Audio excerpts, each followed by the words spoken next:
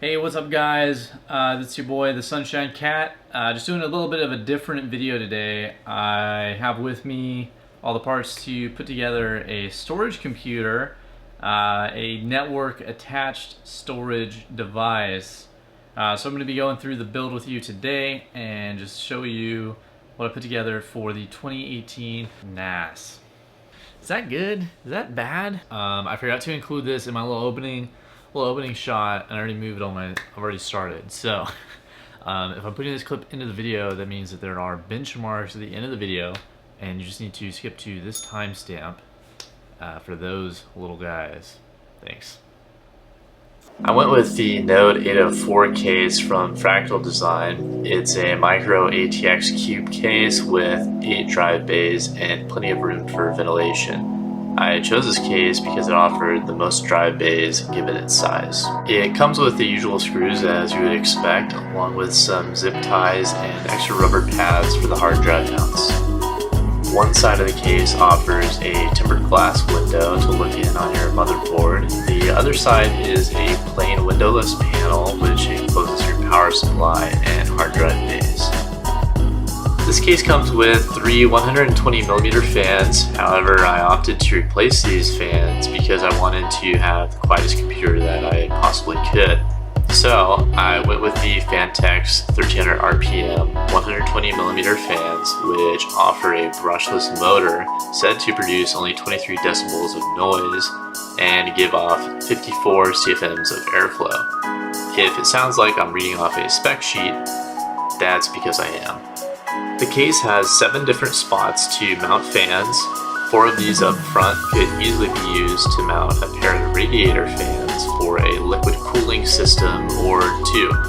One mount in the back above the power supply can be either 120mm or 140mm. I didn't realize this when I purchased my fans, so I may go back in the future and buy a larger fan since this is what's blowing air away from my hard drives. There is a separate fan controller built into this case with 3 PWM connectors, which is powered by a single SATA cable. This is nice to plug your fans into, which cool off your hard drives. Chances are you'll want to keep this side of the case as cool as possible, so I leave mine on high, and it's still very quiet with these fans. And I do include a sound test at the end of the video. The front of the case comes up rather easily. When removing it, however, be sure to pull directly out and not up like I'm doing in this video. I unfortunately ended up snapping a couple of the fasteners on this front panel while removing it. However, the front panel does still stay on for me. You'll notice that there are 2 filters that can be slid out on the front. These can actually slide out with the front panel on, which is very useful for cleaning.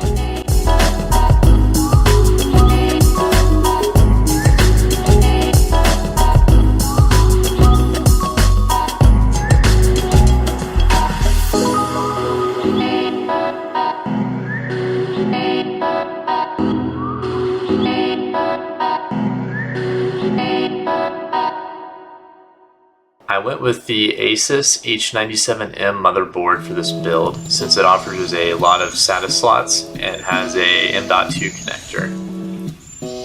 This motherboard and CPU combo has a maximum supported RAM size of 32 gig of 1600 MHz RAM, so I went with the Corsair Vengeance that matches those specs.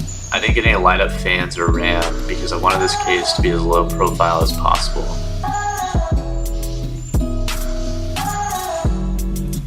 The M.2 SSD I went with was the Samsung 960 EVO with 250 gigs of storage.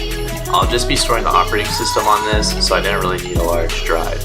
I will mention I had to flash the BIOS for this motherboard to support the M.2 drive as a boot disk. I followed the instructions on Asus's website and it was fairly straightforward.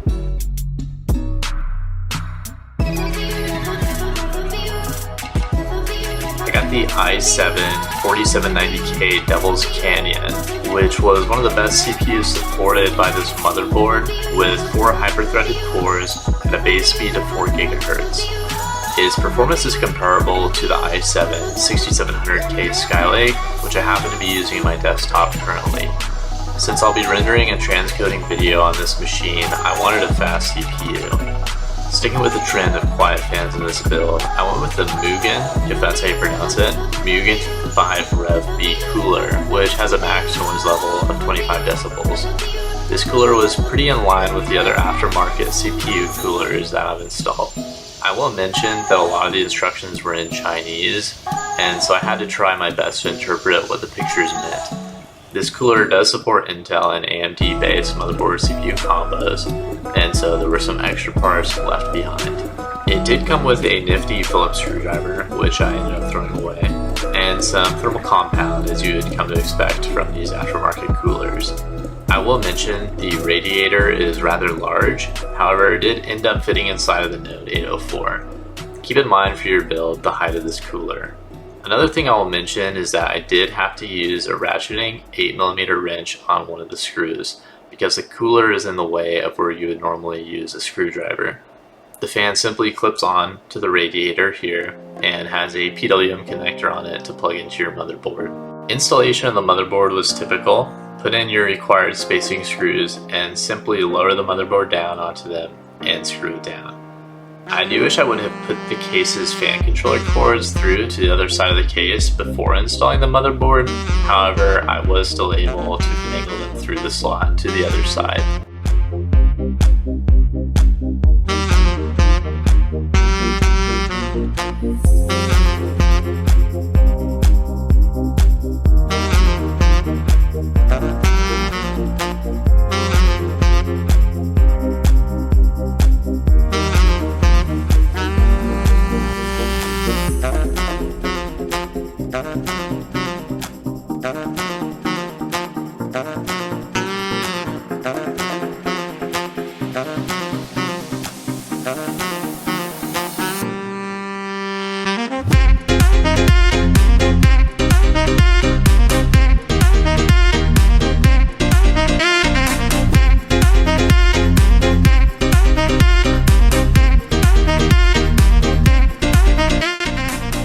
With the Evga Supernova 650W PSU for this build.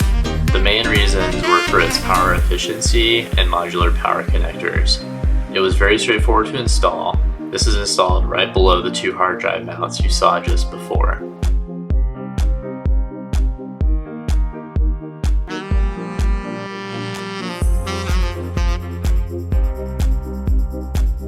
I got a couple of 8TB Seagate Barracuda hard drives. I decided to go with these after reading the Blkwhte driver failure reports. The model number is ST8000. I'm running these in a RAID 1 for redundancy with ZFS, and will expand into a RAID 10 down the line.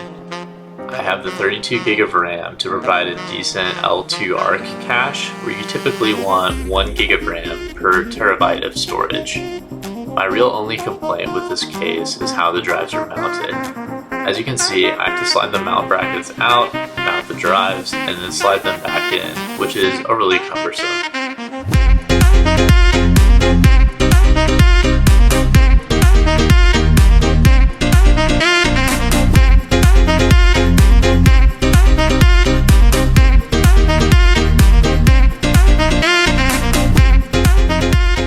This motherboard just has 4 SATA connectors, while the case supports 8 drives. So I bought a PCI-E card to give me an additional 4 6GB SATA connectors. I didn't install this in the PCIe 2 lane since it shares bandwidth with the M.2 SSD.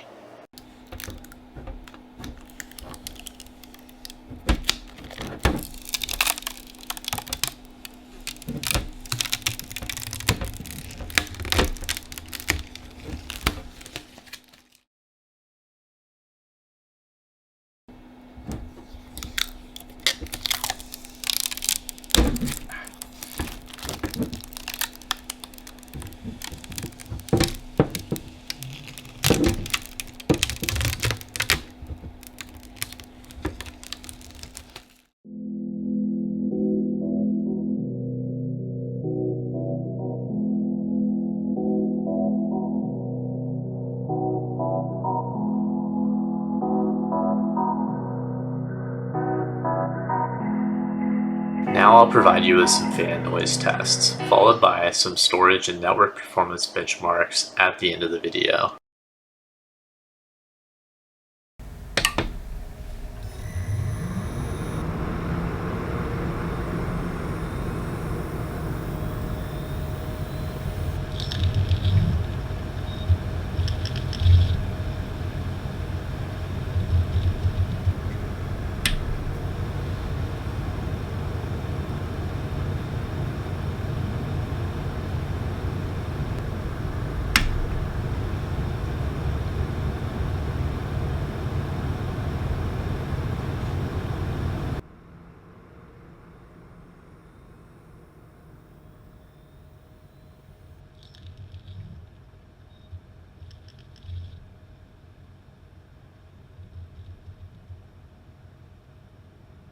Before testing the ZFS array, I copied over around 5 terabytes of data. I did some very basic tests here, just copying in blank data onto the disk. Over 3 tests, I was getting around 5 gig a second. When testing the M.2 drive, I was actually surprised when it didn't perform better than the ZFS array. I'm not sure why this was, but I was getting a little poorer performance on average when compared to ZFS. I'd recommend you look into some more benchmarks to make a more informed decision before buying any of these drives. While encoding a 1080p video, I found my NAS used around 12.5% CPU total. This is including running other services such as the operating system, NFS, and other stuff. Additionally, the CPU kept fairly cool at 37.2 degrees Celsius, which is close to 100 degrees Fahrenheit. This is typically what you would expect an i7 to be at while idle. With this cooler over the past week, I've averaged 80 degrees Fahrenheit, which is about 10 degrees warmer than room temperature. I tried to saturate the 1 gig Ethernet port, however, it does look like I was only able to push around 900 meg a second max. I wouldn't totally blame this on the Ethernet port, as other network gear along the route may have had some impact on this. Thanks for watching. Please give a like if you'd like to see me make more videos like this in the future. Bye bye!